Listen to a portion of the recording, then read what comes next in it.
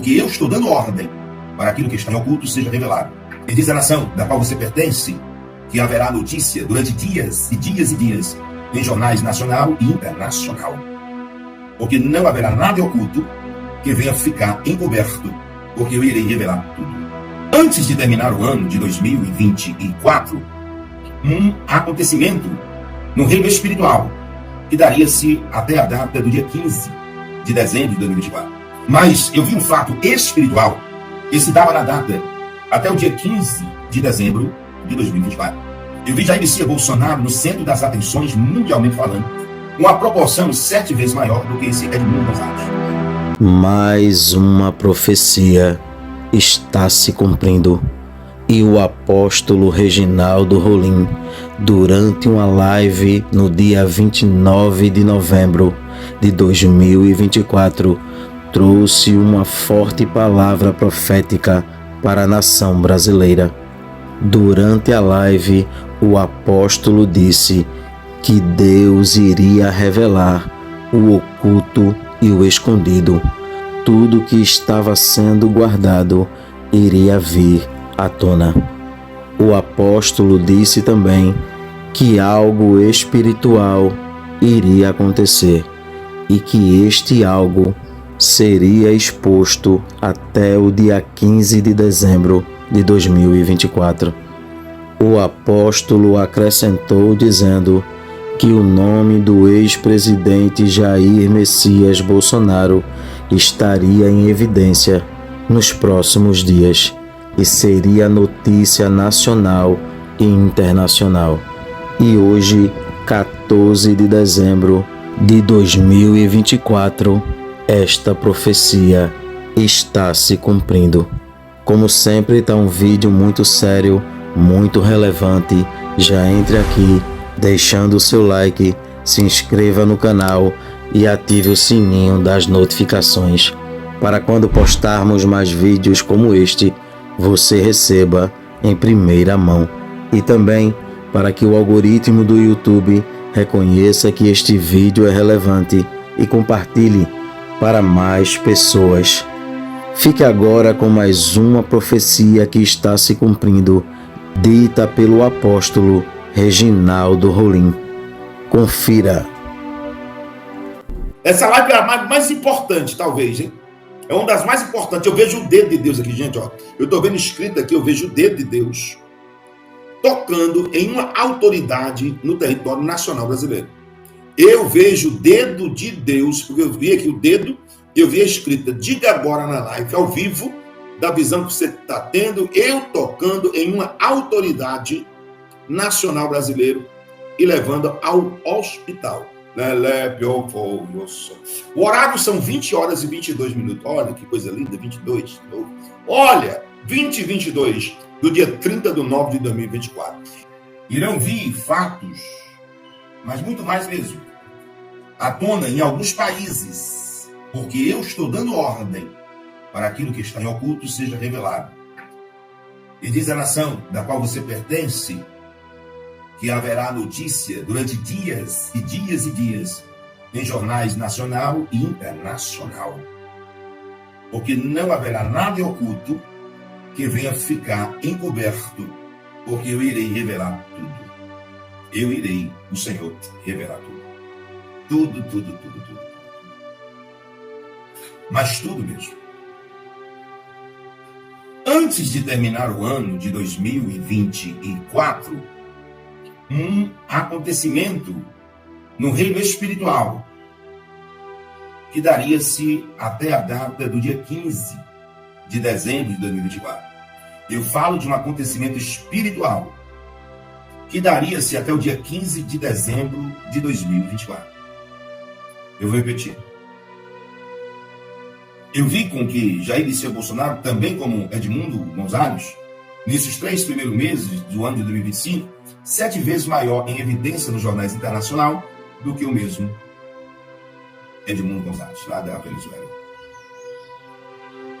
Mas eu vi um fato espiritual que se dava na data até o dia 15 de dezembro de 2024. Que se dava na data até o dia 15 de dezembro de 2024. Era um fato exclusivo no reino espiritual. E Deus diz, só passa o que você vê, o que eu estou te mostrando no sonho. Eu estou passando o sonho que eu tive andando com Deus. A gente traz agora a notícia urgente do dia.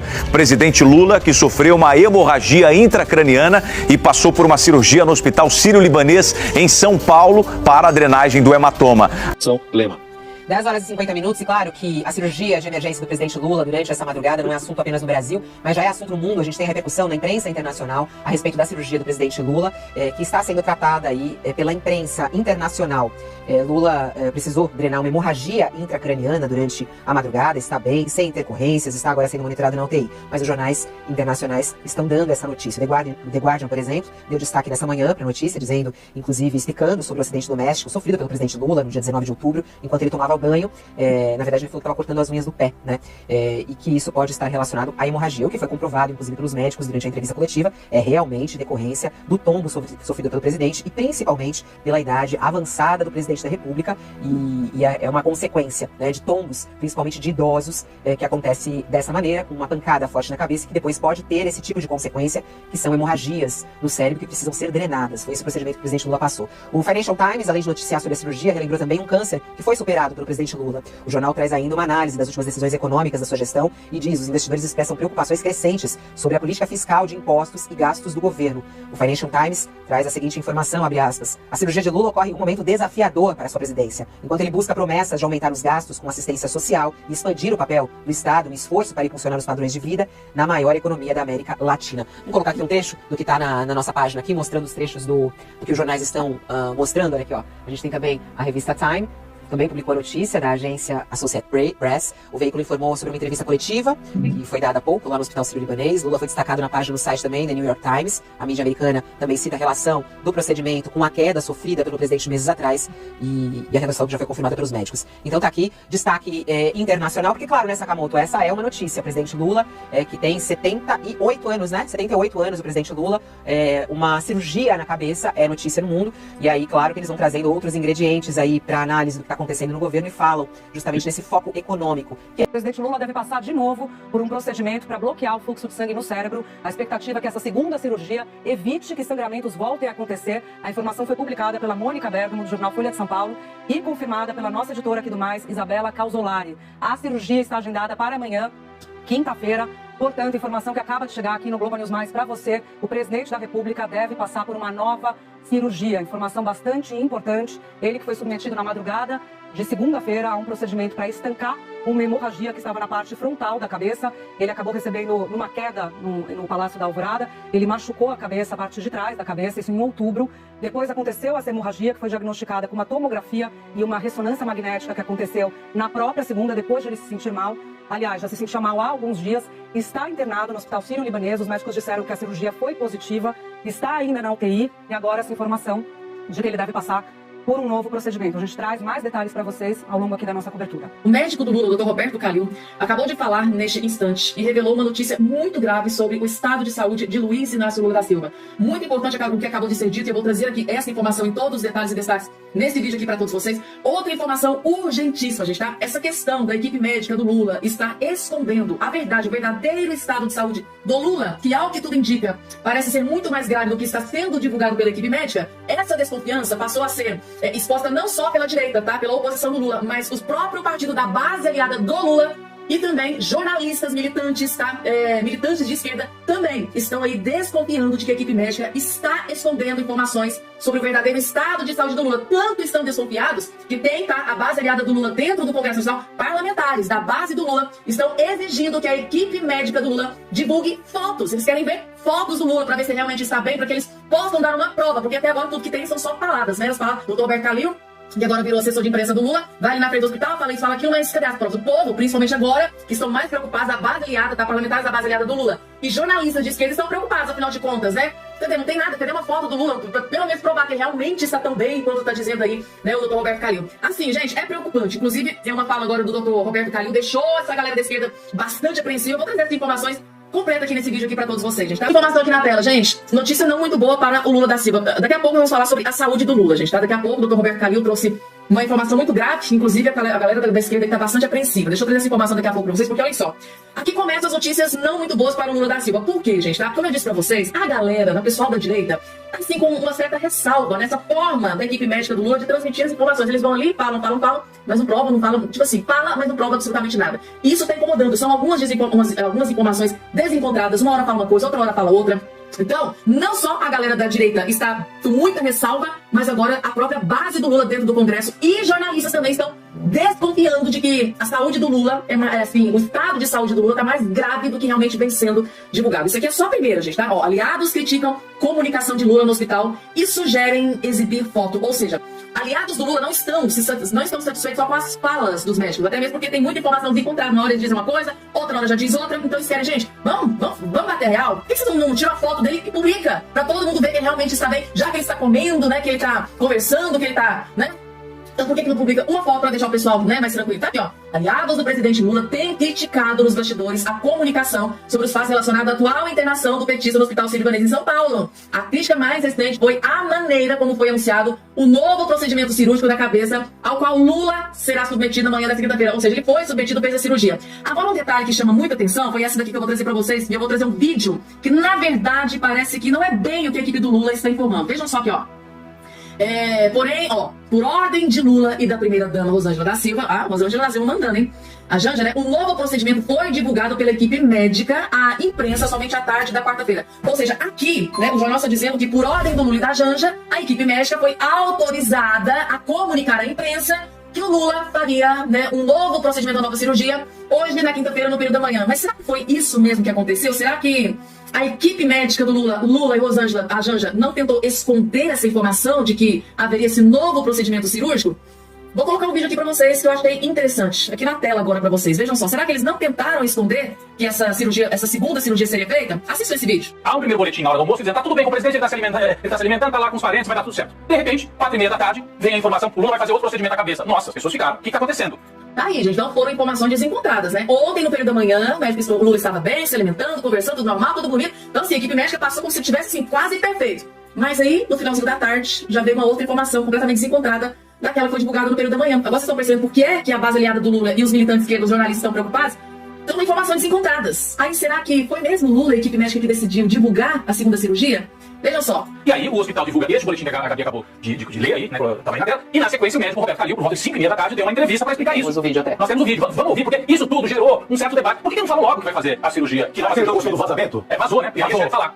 Vazou e ele correu atrás da história. Pode ser. Vocês viram isso aqui, gente? Na verdade, a segunda cirurgia do Lula vazou de dentro do hospital a informação. Aí um jornal foi lá e publicou, a matéria explodiu no Brasil inteiro. Ou seja, a informação da segunda cirurgia do Lula não era para ter sido divulgada para a imprensa, tá? A equipe médica, no período da manhã, não divulgou que essa cirurgia seria feita. E o próprio Roberto Calil disse que antes já tinha se decidido que essa segunda cirurgia já seria feita. Então, no momento em que eles estavam ali concedendo aquela coletiva de imprensa no período da manhã, eles já sabiam que ia ter essa segunda cirurgia no dia seguinte, hoje na quinta-feira de manhã, mas ontem de manhã eles não mencionaram essa segunda cirurgia. Aí no finalzinho da tarde, essa notícia da segunda cirurgia vazou para a imprensa, tá? Alguém de dentro do hospital vazou essa informação para a imprensa, os jornais começaram a publicar. Aí o doutor Roberto Calil teve que ir lá na porta do hospital e dar explicações, porque foi um alvoroço de jornalista pra frente do hospital. Gente, como assim? Hoje de manhã o Lula não tava bem, tava falando, tava conversando, tava comendo e agora vai fazer cirurgia, então virou aquele alvoroço, né?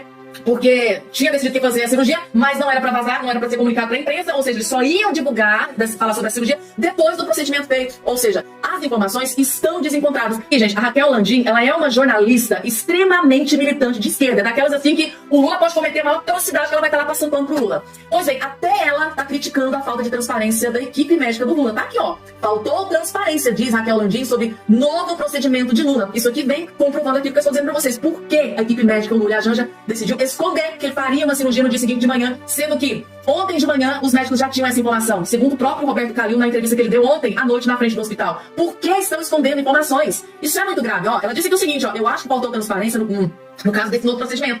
Se a gente puxar pela memória, na primeira coletiva sobre a cirurgia do presidente Lula, os médicos foram questionados se havia possibilidade de novos sangramentos. E eles disseram que essa possibilidade era remota, porque o hematoma havia sido todo drenado. Se tinha sido todo drenado, por que ia ter uma outra cirurgia para fazer isso aqui? Então, no momento que no meio do caminho, entre o que eles tinham falado e agora que surgiu um novo procedimento, eles precisam se explicar. Trata-se do presidente da República, tá? O presidente Lula está internado no Sírio-Libanês, só recebe a visita de familiares, a gente não tem acesso a outras fontes, não temos vídeos dele, a gente precisa se fiar ou acreditar nas palavras dos médicos. É complicado surgir uma informação dessa, de uma hora para outra, sem muitos detalhes, contrariando uma informação que havia sido dada pela equipe médica anteriormente no período da manhã. Acho que precisa dessa delicadeza da comunicação neste momento sobre o estado de saúde do presidente, para não gerar especulações infundadas, né? Então, eu acho que eles precisam vir a público quanto antes e explicar isso melhor para todo mundo. Ou seja, própria jornalista, então, além dos parlamentares, estão até pedindo foto, gente. Então, divulgue foto do presidente pra gente ver realmente quem está bem. E agora a Raquel Landim dizendo, olha, precisa explicar melhor, porque as informações estão desencontradas. Parece que está acontecendo, assim, um conluio para camuflar algumas informações. Essa aí da cirurgia foi um estupim. Continua agora essa parte, eu leio hoje. Eu vi um jogo, é isso? Eu vi um jogo. Era como se fosse uma partida de futebol. Eu vi um campo e vi os jogadores. O senhor disse, o que é isso? Ele disse, vê. Eu vi dois técnicos conversando, eram dois times, lógico, um jogando contra o outro. E vi dois técnicos conversando entre si e trocando informações. O técnico e o auxiliar técnico de um time, o técnico e o auxiliar técnico de outro time. Um técnico e o auxiliar técnico de um time, um técnico e o auxiliar técnico de outro time.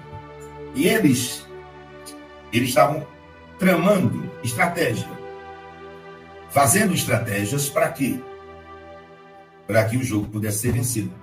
Só que um já estava perdido, o outro já estava ganho. Um estava perdido, o outro estava ganho. Só que esse que estava ganho, ele fazia uma estratégia para dizer que estava perdido, para levar aquele que pensava que estava ganho ao centro daquele campo de futebol. Porque naquele centro daquele campo de futebol tinha um espírito de equidade e justiça. E aquele que estava ciente que estava ganhando era levado ao centro do campo de futebol, onde estava um espírito, um anjo com equidade e justiça. Eu vi aquilo e o Senhor disse, olha e observa como será. Nos 3 primeiros meses, também de 2025, eu vi Jair Messias Bolsonaro no centro das atenções, mundialmente falando, com a proporção 7 vezes maior do que esse Edmundo Gonçalves. Eu perguntei por quê? E ele dando entrevista de centenas. Apertem os cintos, o piloto sumiu. É verdade, pessoal. O Brasil está sem comando, sem um presidente da República. Alckmin está apenas representando a presidência em eventos, encontros e reuniões, mas não sentou na cadeira presidencial ainda. Janja, que agora controla também o PT, não quer passar a faixa presidencial para o picolé de chuchu. E Lula já está praticamente fora do jogo. Vários médicos já deram entrevistas falando que as sequelas de Lula, caso ele sobreviva a essa hemorragia cerebral, podem ser gravíssimas, afetando os seus movimentos, afetando a sua fala. A linguagem não vai ter problema, né? Porque ele já não sabe falar português mesmo. E, lógico, afetando até mesmo a sua... Será que eu posso dizer que ele tem algum tipo de sanidade também? Estou nessa dúvida. Mas vamos supor que ele tenha algum tipo de sanidade ainda. Ele pode se transformar em algo pior do que o Biden, né? Saindo por aí como um fantoche controlado pela Janja, cumprimentando fantasmas e falando besteiras o tempo todo. Bom, isso daí ele já faz. Ou seja, talvez se ele sobreviver não vai mudar muita coisa também, né? Mas a questão é que o Brasil está sem governo. E os próprios dados estatísticos do mercado já comprovaram que um Brasil sem presidente é melhor do que com o Lula na cadeira presidencial. Cara, olha que loucura que está acontecendo. Eu vou mostrar isso para vocês aqui, olha só. Vamos começar passando para essa tela. Dólar a 5,94, pessoal, o dólar chegou a 6,11. Só com a possibilidade, e eu nem estou aqui falando da morte do Lula, da possível morte do Lula, e nem estou desejando isso. Eu quero deixar bem claro aqui. Eu torço para que o Lula viva até os 120 anos, como ele sempre sonhou. Para que ele possa passar os próximos 40 anos da vida dele recebendo toda a humilhação de ter feito um governo completamente caótico e que destruiu o país. Que ele seja derrotado em 2026 humilhantemente e que ele possa viver bastante para sentir a humilhação e a derrota, né? Eu torço para que ele volte para a cadeia também, mas a gente sabe que isso não vai acontecer, a gente tá no Brasil. No Brasil, só ladrão de galinha e patriota que vai para a cadeia, né? Se você tiver com uma bíblia debaixo do braço ali, uma bandeira do Brasil, as chances de você ir para a cadeia são muito grandes. Agora, se você desviar trilhões do Brasil, não tem problema. problema nenhum. Mas o importante aqui é o seguinte, olha só a possibilidade do Lula não voltar à presidência, nós não estamos falando aqui em morrer, né, em falecer aqui, já baixou o dólar de 6,11 para 5,94 e continua baixando.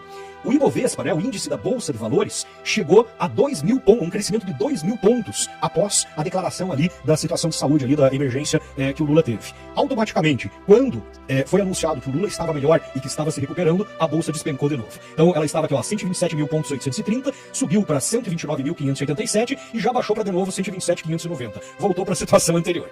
Então prestem atenção, pessoal, o mundo todo está torcendo para que o Lula não volte.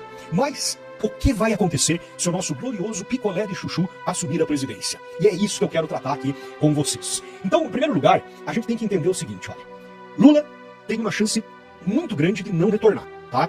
Quando nós vimos aqui, olha, por exemplo, saiu essa matéria, que inclusive a Folha de São Paulo mudou o título, né? Eu mostrei essa matéria para vocês aqui na Folha de São Paulo anteontem, em uma live que eu fiz ainda lá em São Paulo, e o título era esse daqui, olha. Retorno de sangramento como o de Lula aumenta riscos de sequelas, diz neurocirurgião. Agora eles mudaram, ó. Sangramento eleva risco de nova hemorragia, mas Lula tem bom prognóstico, dizem neurocirurgiões. Mudaram o título, cara. O PT, a Secom, já foi lá e falou, cara, aquele título não pode, né? Então eles tentaram alterar, mas está gravado. Eu já fiz uma live mostrando isso daqui, que os médicos falaram que as sequelas do Lula podem ser gravíssimas, né?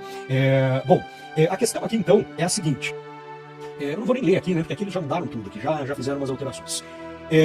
O Reinaldo Azevedo publicou no UOL: lúcido, Lula não tem motivos para passar a presidência a Alckmin. Tá, tudo bem. O Lula tá lúcido? Segundo o médico dele, vamos ver aqui o que o médico fala aqui. Bom, primeiro, vamos ver aqui, ó. Esse aqui. O procedimento acabou de terminar, começou às 7h10 da manhã, 7h15. Acabou de acabar o procedimento, acabou de acabar. Sucesso, conseguiu embolizar aquela artéria. E na coletiva, na artéria meninge, na coletiva vocês vão ter mais detalhes, vocês façam perguntas. O presidente está acordado, conversando, acabou o procedimento. Acabou de acabar. Doutor, muda alguma coisa na sequência dessa recuperação após esse procedimento? Não muda absolutamente nada. Acordado. Qualquer pergunta, a gente vai sentar às 10 da manhã e aí vocês perguntam, mas só para informar vocês que o procedimento foi com sucesso. Acabou. O presidente está acordado falando, tá bom? Acabou de acabar. Não, ele vai agora pro mesmo leito que ele estava na UTI, é feito numa sala de cateterismo. Ele saiu da UTI? Não, sair da UTI é muito relativo, porque... mas ele tá bem. Ele tá bem.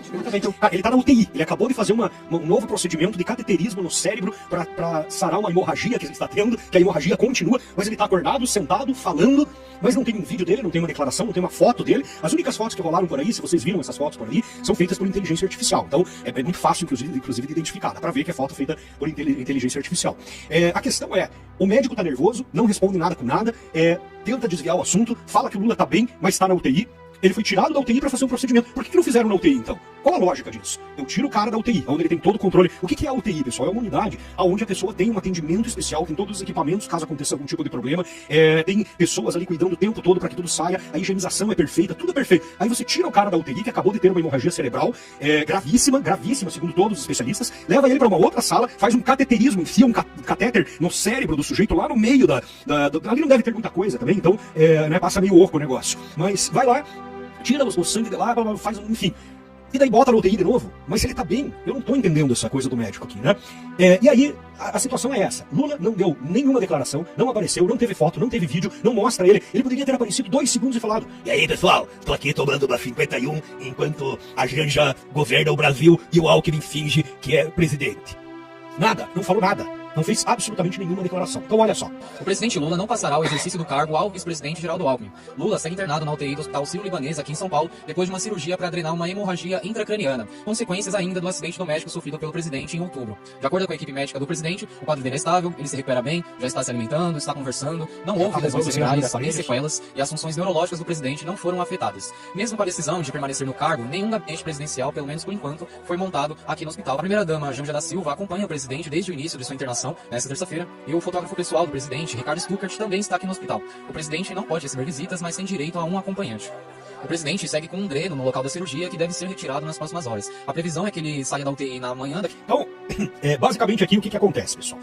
Jair Bolsonaro recebeu uma faca enorme, uma peixeira ali enfiada no intestino dele, um quadro gravíssimo. Horas depois da cirurgia ele já estava aparecendo lá. Primeiro tinha fotos dele sem ele se manifestar, depois já tinha vídeo dele falando, tudo ali sendo mostrado abertamente para as pessoas, os médicos falando sobre o seu quadro clínico abertamente. Agora existe um segredo em relação ao Lula, e não tem nada, nenhuma manifestação, enfim. Bom, a questão é, eles não querem deixar o Alckmin assumir a presidência. A partir de quando o Alckmin entrar como presidente da República, ele pode tomar outros tipos de decisões. E essas decisões podem ser negativas para o PT que comanda o Brasil. Eu quero que vocês lembrem que o Lula traiu todos, inclusive o próprio Alckmin. O Lula traiu todo o establishment que colocou ele lá. Ele quis fazer um governo 100% do PT. Aí ele negociou algumas secretarias, um ou outro ministério ali com o Centrão para poder manter as votações e manter uma galera ali junto com ele. Mas, basicamente, ele ficou com o PT governando hoje o país. Se o Alckmin entrar, essa festa acaba, tá? Eu vou explicar para vocês. O Alckmin não é um comunista, apesar de ele estar no PSB, apesar de ele estar cantando o hino da Internacional Comunista lá durante a campanha e tudo mais, o Alckmin não é um comunista como Lula. O Alckmin não tem a intenção de ser um ditador. O Alckmin, por definição, e o PSDB em geral, que era o partido do Alckmin, depois ele mudou só porque o PSDB entrou naquela crise de imagem gigantesca e desapareceu. O PSDB pulverizou e todo mundo foi para outros partidos, né? Então o Alckmin, como tucano, ele é um socialista fabiano, tá? Socialista fabiano. O que é um socialista fabiano? É alguém que acredita que pode, por meios democráticos, implantar elementos do socialismo dentro da cultura gradualmente e lentamente. Então, por exemplo, muita gente acredita que a esquerda começou no Brasil através do Lula, que o Lula implantou o socialismo no Brasil.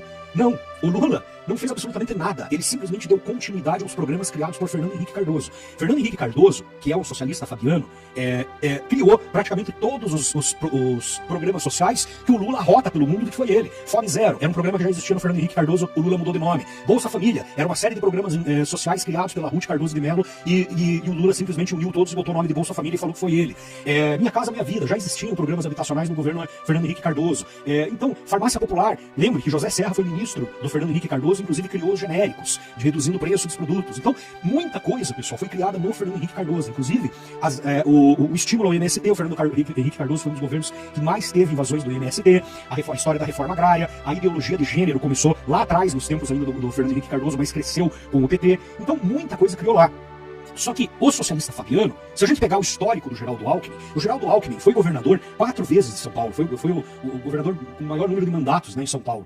Se eu não me engano é isso, me corrijam aí se eu estiver errado, mas ele foi um monte de vezes governador. Ele começou como vice-governador do Mário Covas, aí o Covas faleceu, daí ele assumiu o lugar, daí se reelegeu. Não lembro se ele chegou a ser prefeito de São Paulo também, mas ele foi governador várias vezes. E a característica do governo do Alckmin é um pouco mais liberal. Então, ele não... Tanto que muita gente, até pouco tempo atrás, acreditava que o Alckmin era de direita. Muita gente acreditava que o PSDB era de direita, quando ninguém sabia o que era direita, e muita gente ainda não sabe. O Alckmin foi colocado na chapa do Lula justamente com o objetivo de tentar enganar as pessoas de que o Lula estava se tornando um político mais de centro e que tinha como vice um vice de direita. Foi a mesma coisa que foi feito no primeiro governo dele, onde ele pegou José de Alencar, ou José Alencar, não lembro se era de Alencar ou Alencar, enfim, José Alencar, que era um grande empresário, comunista, esquerdista, mas que por ser um grande empresário, passava a impressão de que era alguém de direita. Então a ideia é enganar a população, teatro das tesouras puro, de que existe um governo que governa para todos, que tem uma pitada de direita, outra de esquerda, mas que é um governo mais ao centro e tudo mais. Então, Geraldo Alckmin assumindo o governo, em primeiro lugar, ele mudaria muita coisa. O Alckmin é o cara que mais economiza dentro do governo. Eu acredito que o Alckmin mudaria a política de gastos do governo. Isso geraria demissões em massa em ministérios, talvez até redução de ministérios, e com certeza ele trocaria muitos dos ministros que estão lá. Por quê? Porque ele é bonzinho? Porque ele quer transformar o Brasil num país de direita? Não, porque ele vai querer privilegiar os amiguinhos dele, não o PT. O PT, pessoal, é inimigo deles também. Esse grupo que está unido dentro do poder só se uniu porque não conseguia tirar o Bolsonaro sozinho. Então eles se uniram. Mas ali são grupos separados, tanto que está aí. PT não quer nem saber de Alckmin assumindo cargo. Ao vice são confiados só fatos irrelevantes, como ontem, no Rio, com o premier eslovaco. Então, o medo deles é colocar Alckmin lá e o Alckmin não sair mais, porque o Lula não vai sair normal dessa cirurgia. Dessa vez não é aquela historinha lá de que, consertou o quadril e não sei o que, e já saiu correndo no outro dia. Dessa vez o negócio é gravíssimo. Então, eles querem transformar o Lula em Biden. Pode ser um velho bobo que vai ficar cumprimentando o fantasma, não importa. Se ele não largar a presidência, a Janja assume do lado dele, vai tomar as decisões como ela já faz. Alguém, os ministros e alguém ali ligado ao Lula vão conduzir as coisas da mesma forma como estão, aguardando aí 2026 provavelmente para tentar botar alguém do grupo deles para concorrer em 2026. E isso se o Lula sobreviver a tudo isso, né? Com o Alckmin já na presidência, assumindo a presidência, eles podem justificar, o grupo do Alckmin pode justificar que o Lula não tem condições de voltar para a presidência, por causa da questão de saúde, por causa de possíveis novas hemorragias, por causa de sequelas que ele possa ter, e aí não entregam mais a faixa para o Lula, não devolvem a presidência para o Lula. Então o medo do PT é esse. E aqui, olha, tá o seguinte, entenda porque Lula, mesmo internado na UTI, não passou o cargo para Alckmin. Primeiro, ele vai passar como? Eu duvido que o Lula esteja acordado, falando abertamente, que esteja, como o médico ali falou, né, sentado, conversando bem, e acabou de ter um troço enfiado na cabeça, ali na pequena e miserável massa encefálica que dizem que ele tem, né? Eu não sei, eu ainda duvido. Então, vamos ver aqui o que fala o Infomoney em alguns pontos importantes. Aqui, olha. Primeiro, o que diz a Constituição? A decisão de Lula de não passar o cargo ao vice gerou alguns questionamentos de especialistas. Primeiro, a decisão não foi do Lula. O Lula, eu duvido, quero que me provem, eu quero que me mostrem um vídeo de 5 segundos que não seja de inteligência artificial do Lula mandando uma mensagem para alguém. O Lula não está consciente. Não existe a possibilidade. Vários médicos, vários neurocirurgiões já falaram isso. Não existe a possibilidade do Lula, nas condições que ele está, e no caso que ele teve, de estar consciente nesse momento. Inclusive agora voltando a fazer mais um procedimento. No mínimo, o Lula estaria sedado, ou talvez até em coma induzido, com a quantidade de medicamentos, com a questão ali do que foi mexido ali dentro da cabeça dele. Ele não estaria em condições normais de tomar uma decisão ou de falar alguma coisa que seja levada a sério, né? Então, aí a Constituição diz o seguinte aqui, olha. A decisão de Lula não passar o cargo ao vice gerou alguns questionamentos de especialistas, mas o fato é que a Constituição Federal de 1988 não é explícita em relação à obrigatoriedade de licença em casos de cirurgia como a de Lula. De acordo com o texto constitucional, a nossa Constituição, né, é um lixo, me desculpa. Tinha que ter sido escrito realmente por um monte de esquerdista lá, inclusive o Lula foi um dos constituintes. De acordo com o texto constitucional, a transmissão formal do cargo ao vice é obrigatória nos seguintes cenários. Motivo de saúde, ou seja, agora já seria obrigatório. Se comprovar que o Lula não tem condições mais de voltar a assumir, de levar uma vida normal para comandar o Brasil, ele está fora. Segundo o artigo 79, o vice-presidente deve substituir o presidente em caso de impedimento por questões de saúde.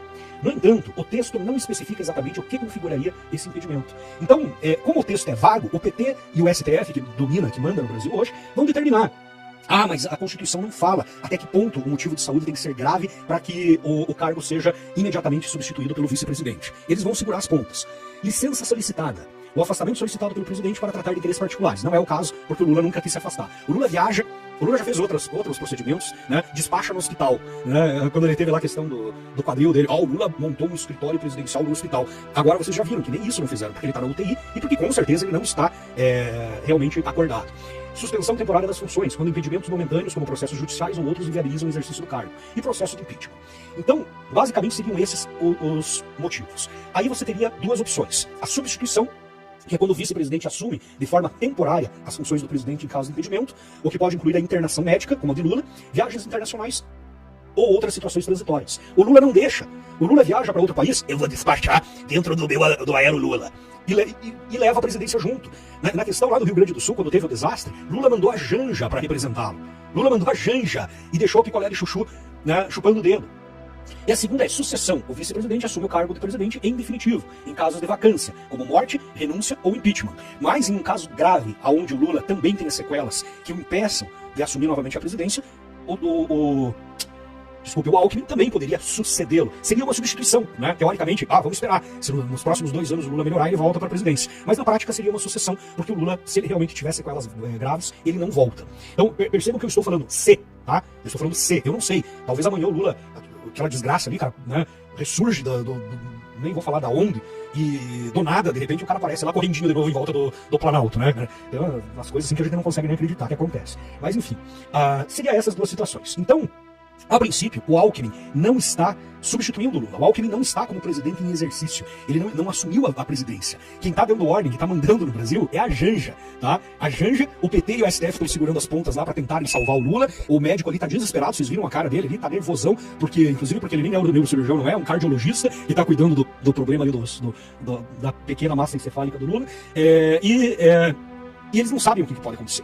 Eles estão esperando que esses procedimentos que estão sendo feitos deem resultado, que o Lula realmente amanhã ou depois, acorde e dure pelo menos mais 2 anos para aguentar uma campanha de 2026 tentando botar um sucessor no lugar dele.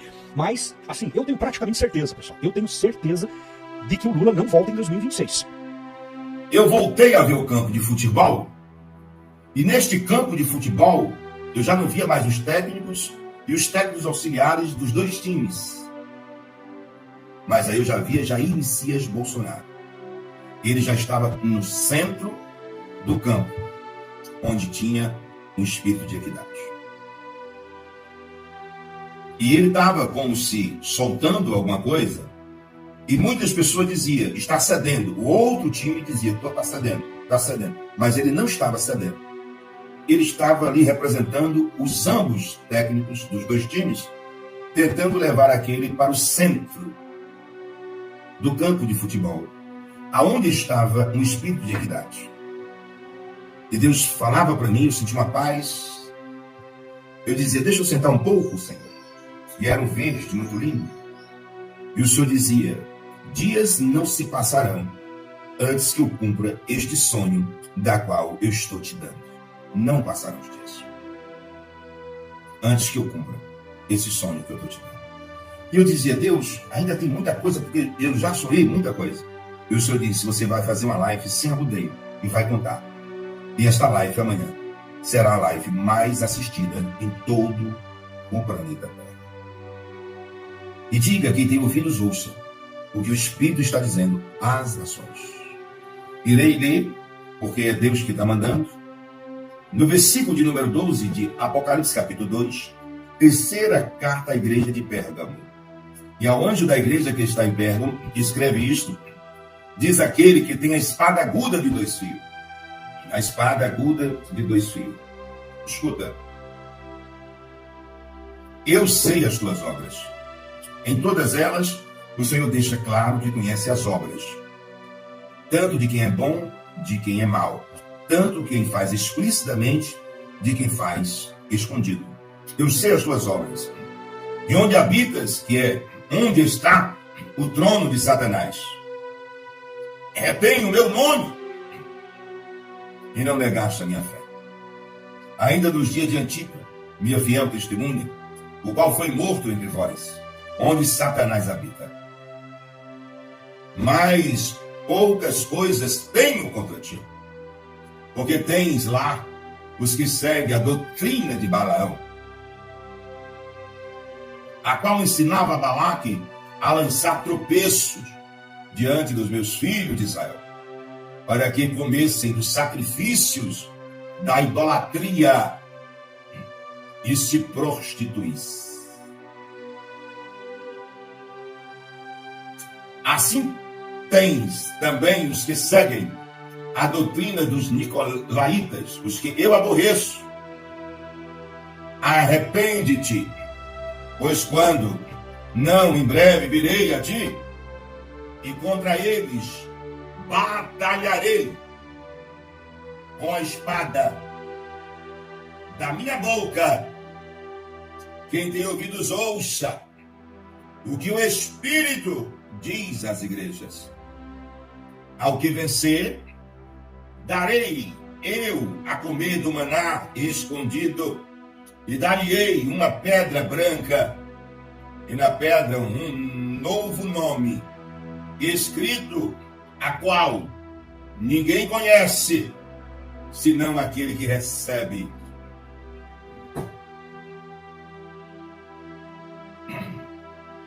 Meu Deus. Em todas as cartas à igreja, o Senhor diz, conheço as tuas obras. E Ele conhece as obras de toda a nação. Vi a mão de Deus forte, iluminada, sobre proteção sobre Jair Messias Bolsonaro. Vi autoridades nacional, mas as internacional era fortíssima e colocava mãos sobre Jair Messias Bolsonaro. Vi novamente, como outrora, há mais de 30 dias, eu relatei aqui numa live, uma crise sem precedente na diplomacia de alguns países, não só do Brasil. Mas a do Brasil era demais. E essa crise sem precedente, eu vi que alcançava alguns embaixadores de alguns países que tinham suas embaixadas no Brasil. E tudo isso para 2025. Vocês guardem para a eternidade essa live. Salve ela. Porque esse sonho foi real, eu andava com Deus. Deus irá mostrar para algumas autoridades da nação brasileira que Ele é o único dominador e controlador de todas as coisas e que tudo está na palma de suas mãos e Ele faz o que quer e com quem quer a qualquer momento. pois tudo se submete à sua ordem e à sua autoridade. Cada dia que se passa, Deus vem mostrando ao povo brasileiro que está trabalhando em prol desta pátria e que tudo que está em oculto será revelado. Tudo que está encoberto, o Senhor trará à tona. Porque Deus é a verdade e diante dela a mentira não prevalece. Que Deus abençoe este país. Que Deus abençoe a vida do apóstolo Reginaldo Rolim, sua casa, sua família e seu ministério. Este vídeo vai ficando por aqui. Não esqueça de deixar a sua opinião aqui nos comentários. Temos um encontro marcado para o próximo vídeo. E não se esqueça, o Verbo é de Deus. Até o próximo vídeo.